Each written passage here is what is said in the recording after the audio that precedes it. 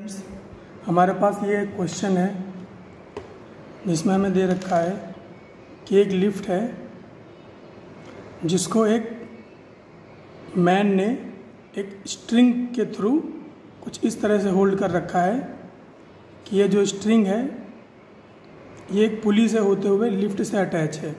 जैसा कि आप फिगर में देख सकते हैं, ये लिफ्ट है और ये लिफ्ट स्ट्रिंग से अटैच है। फिर ये स्ट्रिंग जो है पुली से होते हुए मैन के पास जाती है। तो ये मैन लिफ्ट को होल्ड किया हुआ है। तो हमसे पूछा है what is the force exerted on lift by man that is weight of man as shown by machine।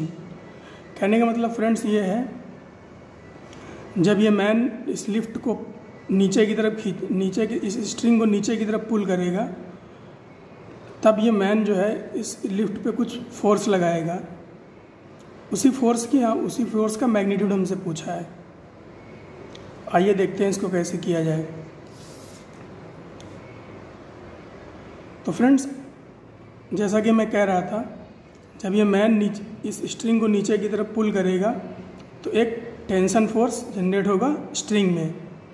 तो फ्रेंड्स, अगर टेंशन फोर्स यहाँ पर डाउनवर्ड है तो यहाँ पर अपवर्ड होगा, और जैसा पुली के इस तरफ टेंशन है वैसा ही पुली के ऑपोजिट साइड टेंशन डेवलप होगा। तो फ्रेंड्स, ये जो टेंशन फोर्स है ये इस लिफ्ट को ऊपर की तरफ खींचेगा।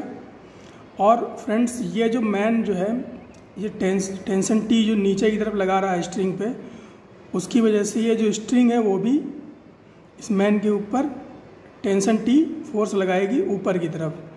ये होता है फ्रेंड्स न्यूटन के थर्ड लॉ की वजह से, क्योंकि जो कि कहता है whenever a body exerts a force on another body that body also exerts same amount of force in opposite direction।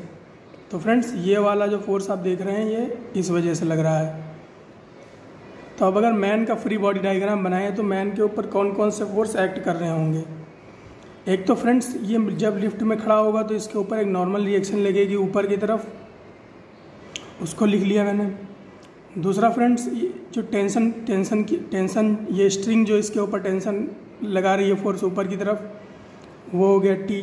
और फ्रेंड्स, इस मैन का जो वेट है, जो मास है, उसकी वजह से ग्रेविटी इसके ऊपर एक फोर्स लगाएगी mg के बराबर, तो यहाँ पर 60g हो जाएगा।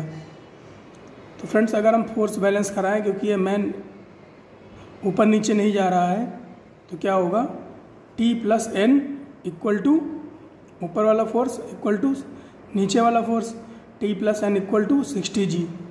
तो फ्रेंड्स, यहाँ से हमें एक इक्वेशन मिल जाएगी। दूसरा अगर देखें तो फ्रेंड्स, इस लिफ्ट का अगर हम फ्री बॉडी डायग्राम बनाएं तो लिफ्ट के ऊपर एक टेंशन लग रही है टी, जो कि यहाँ पे मैंने बताया था, एक टेंशन टी ऊपर की तरफ लग रही है। दूसरा, लिफ्ट के मास की वजह से mg नीचे की तरफ लगेगा। तीसरा फ्रेंड्स, जब ये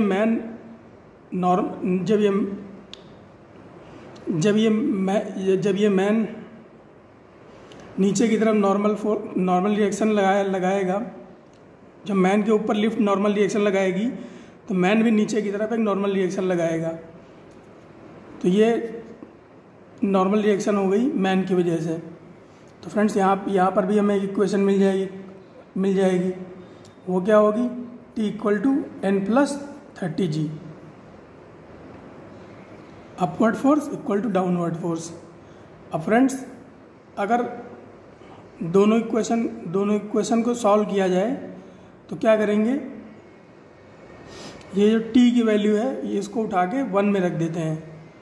तो इसमें क्या हमें मिलेगा, n + 30g। यहाँ पर हमने t की जगह पर रिप्लेस कर दिया तो हमें क्या मिला, n + 30g + n, और ये किसके बराबर होगा, 60g के बराबर होगा। तो यहाँ से हमें नॉर्मल रिएक्शन मिल जाएगी, n = 15g। यानी कि जो मैन है उसका वेट जो है वेइंग मशीन कितना शो करेगी, 150 न्यूटन। तो ये रीडिंग होगी वेइंग मशीन की। तो फ्रेंड्स, यही था इस क्वेश्चन में। अगर कंक्लूजन की बात करें फ्रेंड्स, तो यही कंक्लूजन है when ever a body exerts a force on another body, जैसे कि यहाँ पर मैन एग्जर्ट कर रहा है क्या, एक नॉर्मल रिएक्शन लिफ्ट पे, तो लिफ्ट भी उसके ऊपर एक नॉर्मल रिएक्शन लगा रही है। तो यही है न्यूटन का third law, action and reaction force.